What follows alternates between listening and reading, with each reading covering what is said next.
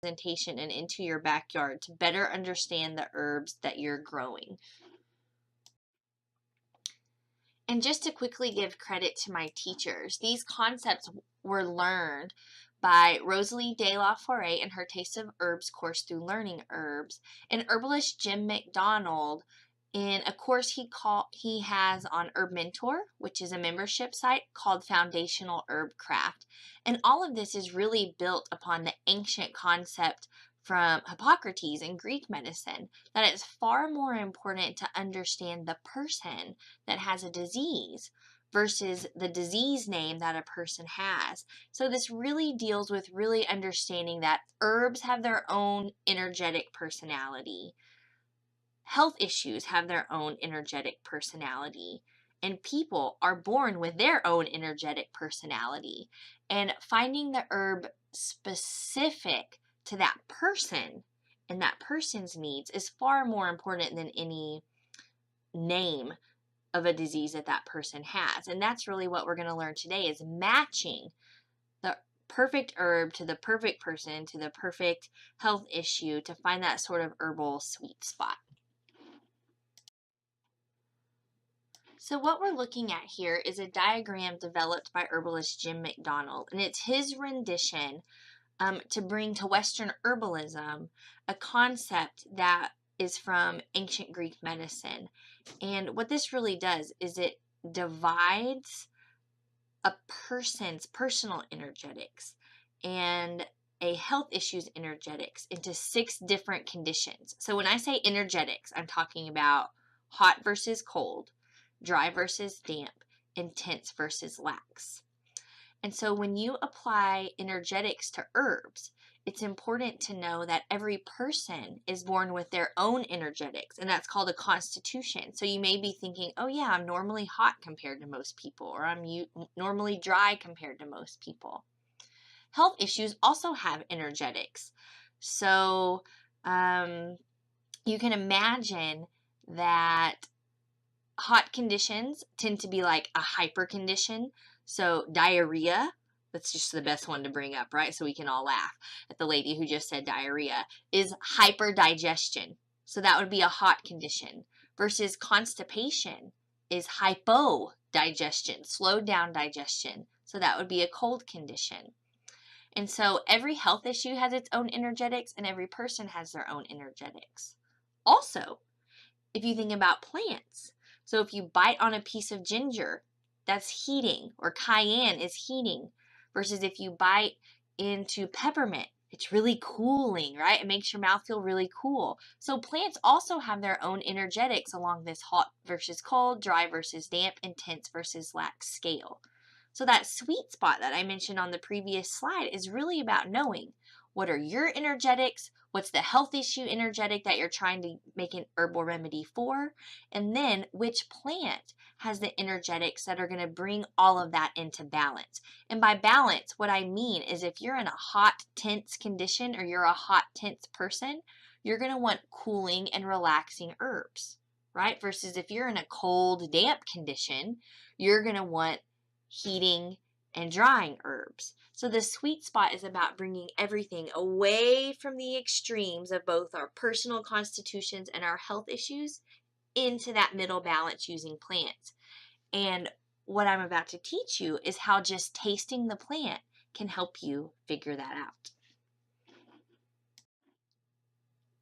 So let's learn about how just tasting an herb can tell you its energetics and what actions that herb can specifically do. Now, of course, one thing I have to say is make sure you're not walking around just tasting random herbs that you don't know if they're toxic or not. So you need to employ this activity and this learning style on things that you know 100% are safe to be taste testing. So as we're starting to learn about herbs through their taste, one thing I want to mention is that I'm using the word taste a little loosely. What I mean by this is that when you bite into a plant, you get sensations in your mouth. So sometimes these are tastes like salty or sour or bitter, but sometimes they're more feelings. Like an acrid feeling can be kind of tingly, or an astringent feeling can be like really drying or tightening to the tissues. So as we go through these tastes, know that some of them are actual taste, like taste bud receptors, but some of them are more about feelings or sensations that you get in your mouth as you're tasting and chewing these plants. And what we're going to learn is how these 7 taste or sensation profiles can tell you a lot about what that herb can accomplish and if it's a good match for your constitution. So it can tell you its energetics, the energetics of the herb, and the herbal actions that can be achieved by this herb. So for example, aromatic herbs that you can smell, they tend to be heating and drying. Because of that, they tend to be relaxing, antimicrobial, carminative, diffusive, diaphoretic, expectorants, and antispasmodics. Now, not all aromatic herbs do all of these things, and not all aromatic herbs are also heating. Some are cooling, like peppermint and camphor. Some people argue that lemon balm is cooling instead of heating. So there's no herb that fits into a category perfectly and no category that encapsulates every herb perfectly. But in general, if you can smell an herb and it's really aromatic and you taste it and it's heating, and you get this dry sensation in your body, these are some of the herbal actions that herb can do, and it'll be best matched to someone who's cool and moist and needs heating and drying to bring them back into balance. Or it'll be best matched with someone with a health issue that's cooling and moistening and needs heating and drying to bring them back into balance.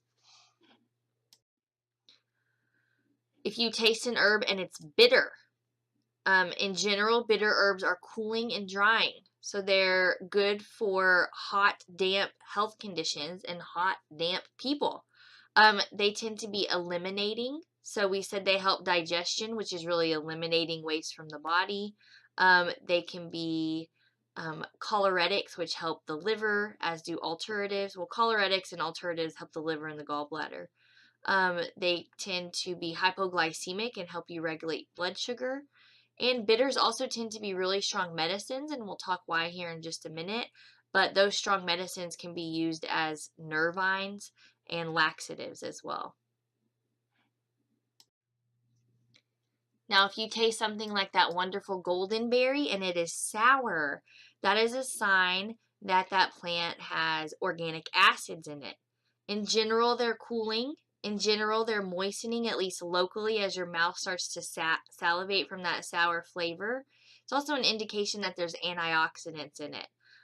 So fermenting increases the sour flavor. Organic acids assist with digestion, and antioxidants are also important phytonutrients in plants, conventionally understood. So I saved the more tricky ones for the end, and salty and sweet are 2 very tricky tastes in herbalism. So when you're tasting a plant that's in the salty flavor profile, you're not really likely to be like, ooh, that's really salty.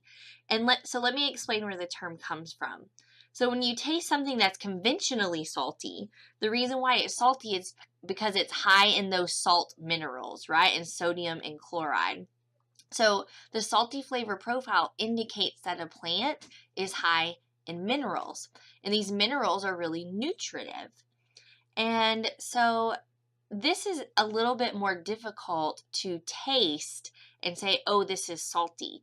So what will really happen is you'll squeeze the leaves and you'll be like, okay, that's not aromatic. It's not a pungent thing that I can smell. You'll taste it and it won't really be bitter. It's not going to be sour. In fact, it may have a lack of taste. It may be more like a sort of grassy taste.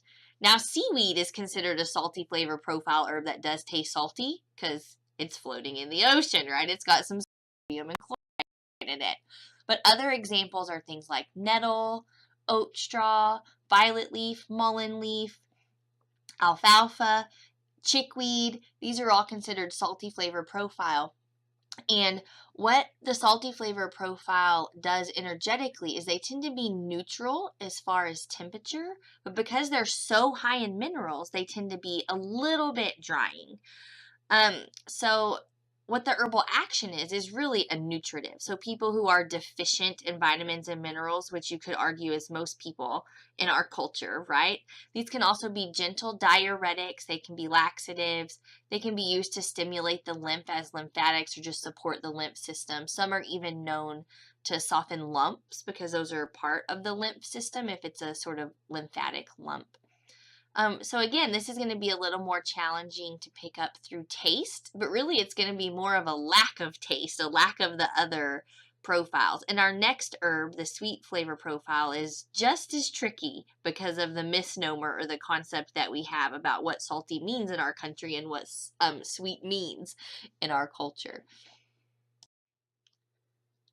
We also said that the sweet flavor profile is a little bit different in herbalism. Some sweet herbs are the conventional taste of sweet, but sweet herbs are generally considered building, tonic, adaptogen, healing herbs. They're neutral. Many of them are moistening. These tend to be your medicinal mushrooms, your adaptogens. Some of them are immunomodulating. Some of them are stress modulating. But in general, they're going to be helpful for people who need building from a state of deficiency, from wearing themselves out, or they can be moistening to people who are dry. Now, we said acrid is a sensation, right? That when you taste something, it's kind of tingly or it's like this sort of putrid taste. That is an indication of a much stronger medicine in an herb. These tend to be antispasmodic. They tend to be really strong, sedating, relaxing nervines. Also anti-pain, anti-stress. And these are going to be used for very specific indications, and we'll get into that. So notice this doesn't have a specific type of like heating or cooling or moistening or drying. These are along the tense and laxity scale. They tend to increase relaxation through antispasmodic relaxing nervines. And then we said astringent isn't really a taste. It's also a sensation. And this is that really tightening, toning, and drying sensation in the mouth where you taste something astringent. It's considered cooling. Now, we're going to get a little more advanced in our thoughts here since we're getting into like herbal medicine 201, right? So when I said sour is moistening and I said astringent is drying, I'm talking about locally. So think about when you bite into that golden berry or that lemon and your mouth fills with saliva. So the tissues on your mouth specifically are being moistened. But the tissues that just lost all that saliva are being dried. So you can have different things going on locally and systemically. The opposite is happening with astringents. Your mouth feels all dry and tightened and toned. But the reason why your mouth is dry is because it's restricting and containing moisture inside the body. So astringents can be moistening to the whole body while they're drying locally.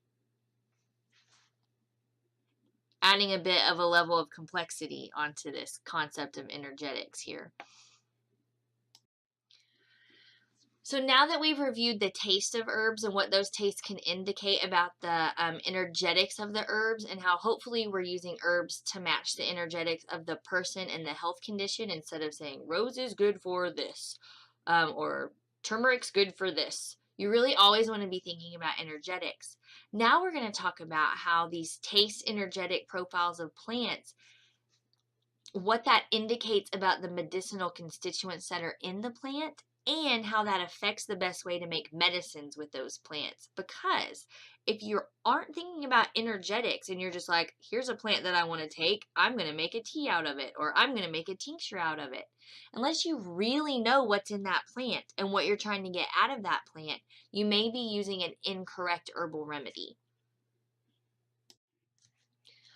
So now let's dive into a few of the main herbal constituents that are in plants that impart medicinal qualities onto us, and which ones are found in which herbal taste, and what that taste can tell us about which herbal preparations we should be using for these herbs. So these 9 herbal constituents are some of the main constituents you're going to find in plants that impart medicinal use into our bodies. So we mentioned the volatile oils. These are things that you can smell either by squeezing the leaf or smelling the petals. Alkaloids tend to be those really strong medicines, so they have a specific direct effect on the body. So for example, caffeine and morphine are both alkaloids found in plants. Polysaccharides are these really complex carbohydrates we talked about in the sweet flavor profile with the mushrooms. Resins are really sticky. So if you think of pine resin, or if you've ever picked a calendula flower and it sticks to your fingers, or cottonwood buds that are sticky, those are resins. Then we said nutrients are going to be found in the salty flavor profile. Tannins. So imagine you bite into an oak leaf and your mouth is totally tight and constricted and dry now. Those are tannins. You can also think about tea and coffee as containing tannins. Saponins are found in things like chickweed, and glycosides and flavonoids. So these are all going to be found in different herbal taste profiles. So just tasting an herb will tell you which of these 9 constituents are in that plant. And then knowing what these herbal constituents do by what we're about to learn next will tell you which herbal preparation you want and which herbal preparation you need to pull these specific constituents out of plants with the right herbal remedy. So again, the flavor profile that's going to contain the volatile oils are those pungent aromatic herbs. So if the smell that you're smelling is the medicinal component of that plant, those volatile oils, which oil is fat, right? The things that are going to extract those oils are going to be water, oil, vinegar, and alcohol. Those 4 menstruums are going to be able to pull out and extract the volatile oil medicine from those plants. Volatile oils tend to be relaxing and stimulating and also antimicrobial. Alkaloids are those strong medicines, and in general, they're going to be found in the bitter flavor profile. So the bitters that have that really kind of taste, that's going to indicate that, ooh, this plant has some really strong, powerful alkaloid medicines. The acrid sensation is the same thing. If you taste something and you're like, oh my God, it's so acrid, that indicates strong alkaloid medicine. Usually these end in -ine and -ine, like morphine, caffeine. These medicines can be weak to strong. Some of them can be deadly. Some of these are toxic low-dose herbs. But in general, these are the bitter and the acrid taste sensations. Bitters are extracted by alcohol, water, and vinegar. So if you're trying to extract bitter alkaloids, then you don't want to make an oil, right, to extract these alkaloids. If you are working with a plant and you're like, I want to extract the medicine from this plant and I maybe want to take it as an oil, or I want to rub it on my skin and let the alkaloid go through my skin. These are not fat soluble. You're not going to use a fat to extract alkaloids. You need to remember that. So glycosides are molecules in plants that have a sugar attached to them. Like they have a sugar within their chemical formula. Part of their atoms is a sugar group. There's lots of different types of glycosides. Some of them are really strong. Some of them are toxic. Some of them are deadly. Like you can see some examples here. But if you're using an herb and you want the glycoside out of them, they're going to be water and alcohol soluble, and that's it. You're not going to use a vinegar. You're not going to use an oil. You're not going to use glycerin, which I don't really teach how to use glycerin anyway because it's too processed of a thing. I don't use glycerin. But for glycosides, you're going to use water and alcohol. Saponins are a type of molecule in plants that are used to break up fat-soluble compounds. So people take them to help digest fats. People also use them to wash their hands and wash their hair, right? These were the ancient plants that were used as soaps. So saponins have adaptogen qualities, so it's going to be the sweet flavor profile. Some of them have diuretic properties, so some nutritive salty flavor profile can contain saponins, like chickweed is high in saponins. Saponins are water and alcohol soluble.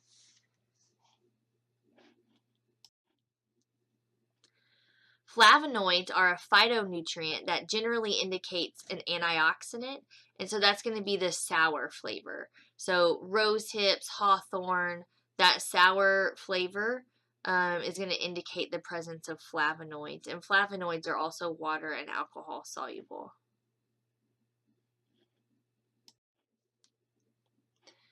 Now, in Nutrition 1, we learned that polysaccharides, we learned about 3 polysaccharides. We learned about glycogen, starch, and cellulose. So we're like, oh, we need to stay away from the polysaccharides because they're the starch. But there's lots of other polysaccharides that don't go into our body and break down into calories and contribute to energy. Instead, they're used in building molecules inside the body. And so other polysaccharides, like polysaccharides found in mushrooms and the roots of burdock and astragalus, they're in the sweet flavor profile because they're building. They help your body build their cellular components. They help restore damage. So these are going to be your adaptogens and your demulcents. So sweet and demulcent are going to indicate the presence of polysaccharides. Polysaccharides are water soluble. This is important because if you're using medicinal mushrooms as a tincture for adaptogen qualities, are they going to be in there? Tincture is alcohol. So you're not going to have, depending on the percentage of alcohol you use, you're not going to have nearly as many adaptogen qualities from your astragalus or from your mushrooms or burdock as a tincture as you would from a water-soluble decoction. So you need to keep that in mind. But there are also some alkaloids in mushrooms that are really useful as nootropics, meaning they help brain function. Those are alcohol soluble because they're alkaloids. So a mushroom tincture might be appropriate as a nootropic versus a mushroom tea or decoction might be a lot more appropriate as an adaptogen. Now, nutrients like vitamins and minerals, those are going to be your salty flavor profile. So things like nettles and mullein and seaweed, which is salty. So they're building in a different way because they provide the precursors to chemical formulas in your body and they help enzymes work. Notice these are water and vinegar soluble. Those 4 fat soluble vitamins are fat soluble. These are not alcohol soluble. If you're taking a nettle tincture or a mullein tincture or an oat straw tincture, you're not getting vitamins and minerals out of that. Right? So you need to make sure and use the right herbal preparation for the biochemical constituent that you're trying to extract out of that herb. All right, I think we just have 2 more. So tannins, these are going to be the really astringent constituents in plants. So if you've ever taken an oak leaf and bitten into it, it is like super astringent, really antimicrobial because of that, because it removes water locally and so the bacteria can't live there. Witch hazel, black coffee, tea, these are all astringent.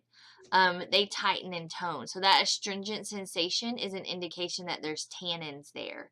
And tannins are water and alcohol soluble. Now, here's an interesting thing. People have drank coffee and tea for centuries and centuries, right? And usually, like if you look at how Ayurveda drink tea traditionally, they always drink it with milk. They mix their teas with milk. Now, milk and the fats in the milk inactivate the tannins.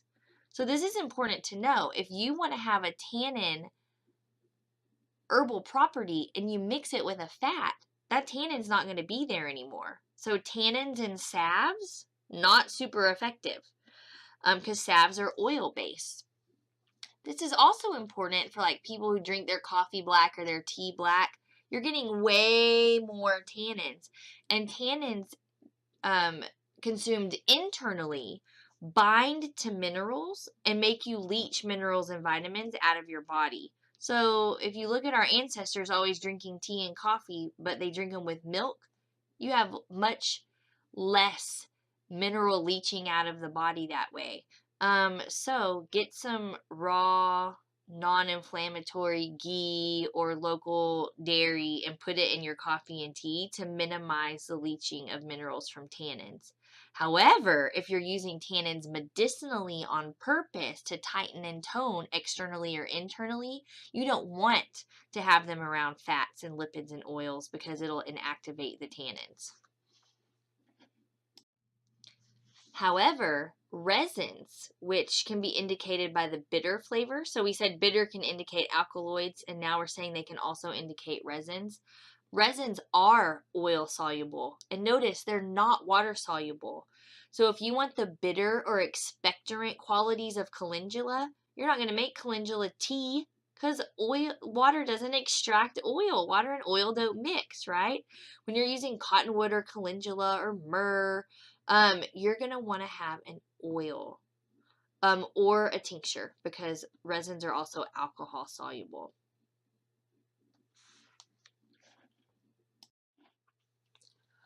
So now that we've learned how just tasting an herb can tell you, one, its energetics, and see if that energetics will balance with your energetics.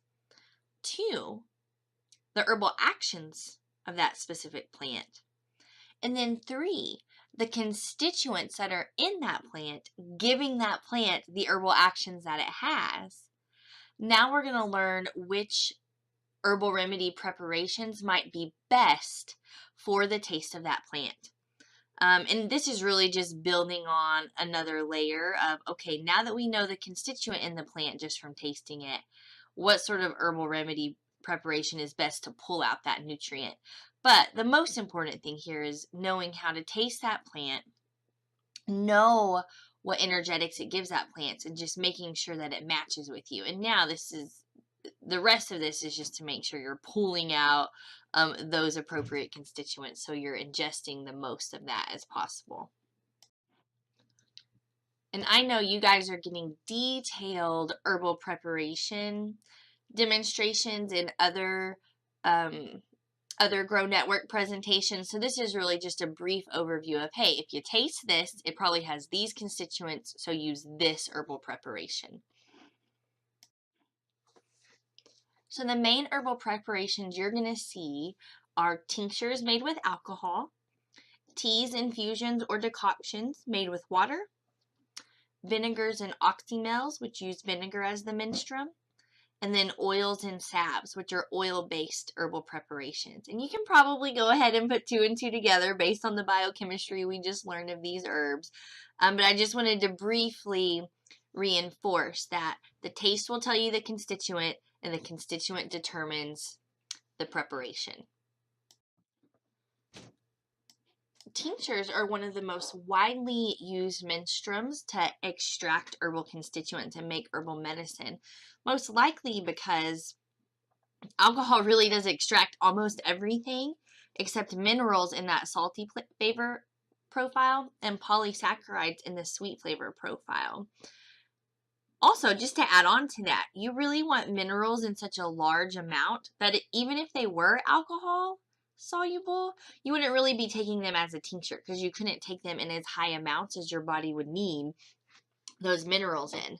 That's usually also true for the polysaccharide adaptogens. You need more of those, and so if you were taking the right amount of herb in a tincture, you would probably just be getting drunk medicine instead of actually herbal medicine. But tinctures are really convenient. So they're great for things that don't taste good, so you can dilute the tincture in some water. They're really good at preserving herbs that are best used fresh, as opposed to herbs that you can dry and store for long periods of time, because you can take the fresh herb, preserve it in a tincture, and then use it in the off season. However, tinctures aren't as necessary as our wide use of tinctures may indicate, because so many herbs are also water extractable or oil extractable. And so unless you just absolutely want to use a tincture, there's never a case where you have to use a tincture. To demonstrate that exact point is the use of water as a menstruum. So just about everything can be extracted by water except for resins. So if you think about traditional Chinese medicine, they drink ounces and ounces and ounces of herbs as tea every single day. So unless you're specifically trying to extract a resin, you can extract it with water. So let's talk about some nuances here because the length of time you're going to extract herbs will differ depending on the taste flavor profile and the constituent you're trying to use and the way you use the water to extract the constituent will differ. Let me just explain that one. So for example, things that are harder, like harder plant material, like root and seeds and berries, you tend to decoct them. And what that means is you boil them in the water for 20 to 30 minutes. Versus a tea or an infusion means you have just boiled water and you pour that onto things like stems and leaves and flowers. So you're not boiling the stems and leaves and flowers, you're just letting it steep in that hot water. So that's the difference between an infusion versus a decoction. Really, it's the hardness of the herbal material. But another thing you want to consider is if you are trying to extract an aromatic volatile oil, so in the pungent or aromatic flavor profile, those are going to be volatile. So they will leave with steam. They'll go into the air. So if you infuse them for like an hour, a lot of those volatile oils will have escaped. So if you are trying to extract the pungent or aromatic flavor profile, you always cover it. And in general, they're going to have short infusion times, like 15 minutes. Now remember, no herbs follow all of the rules, so just keep that in mind. Versus things that are not aromatic, so things like, well, let's just say licorice root, right? Licorice root isn't aromatic. You can decoct that for 30 minutes and it's not really a volatile oil that you're trying to extract. It's more of a polysaccharide or a saponin. So that will determine how long you extract it. Or if it's in the salty flavor profile and you're trying to extract minerals and nutrients. So I know Susan Weed was a speaker of this conference before, and she talked about nourishing infusions, where you infuse ounces of those herbs for very long periods of time, 4 to 8 hours. Another thing that will differ if you're using water as an extraction is the amount of herb you have to use. So again, for those minerals, you can use ounces of herbs because you want lots of those minerals. But if you're extracting the bitter or the aromatic flavor profile, those are pretty strong medicines and you don't need nearly as much. That's why you can use like 1/8 of a teaspoon of cayenne or 1/4 of a teaspoon of cinnamon, right? And you still have a really strong medicine.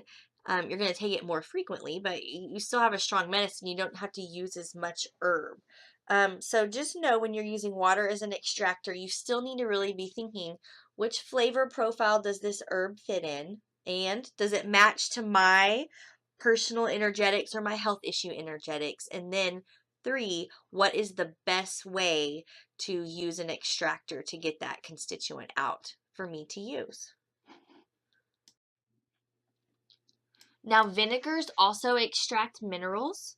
They extract aromatics of your pungent herbs, and they extract alkaloids. So you can make bitter vinegars, you can make medicinal vinegars, you can have you can have nutritive vinegars. However, the problem is you cannot drink as much vinegar at a time as you can water. And so these aren't really medicinal as far as the minerals are concerned. You're just kind of adding minerals to your vinegar as another way to get your minerals in. But mostly if you're taking minerals and vitamins, you're going to do it as water. But the aromatics and the bitters, you don't need as high of doses of those because they're so strong. And so vinegars are great ways to intake them. An oxymel is just a vinegar that's extracted herbal medicine mixed with honey, and it makes it taste better and it also makes it last longer. And you get the sort of antimicrobial nutritive benefit from the honey. And if you look on learningherbs.com, Rosalie has tons of oxymel recipes and she just loves making them.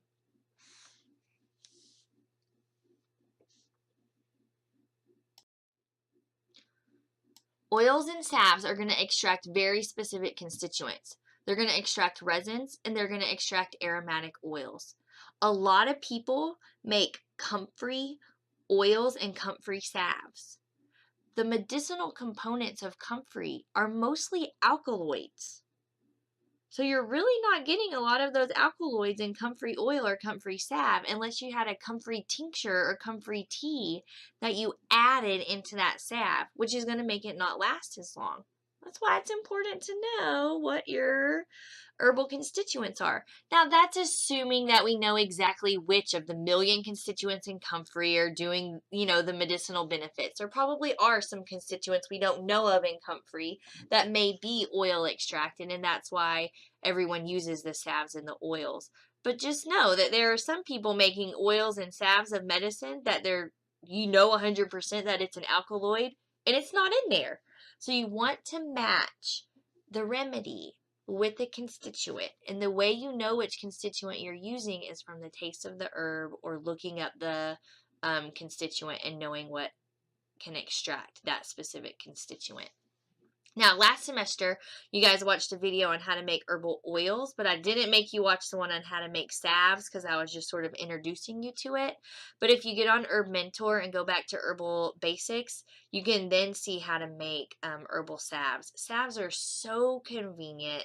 They're great for long-term storage. You can take them anywhere. You can also just use your herbs as oils. The salve just makes it harder and easier to transport. Harder like to touch. So that makes it easier to transport.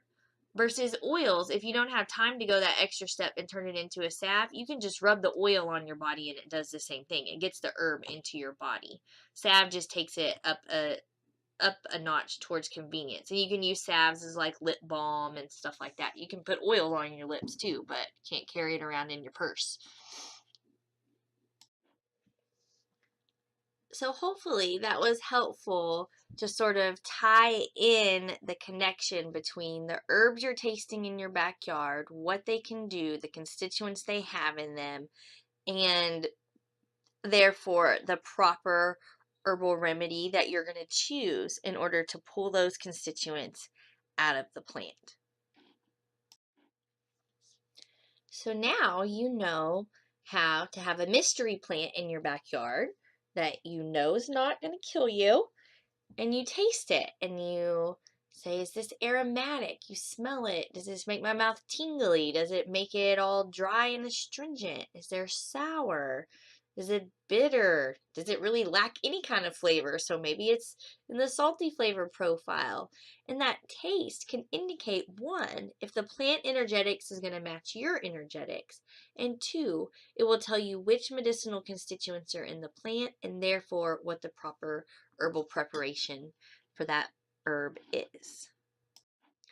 And I hope now you feel more empowered to use your sensations to match the perfect herb to the perfect herbal preparation for the perfect you. Well, that was Lori Valentine Rose, and what an amazing presentation. I definitely got a lot of insights there that I hadn't had before about the taste of herbs and their medical properties, medicinal properties. If you want to get in touch with Lori, and especially if you're interested in the accredited program that she teaches and has helped develop over at Hill College, click on that button to the right. That will take you over to the Hill College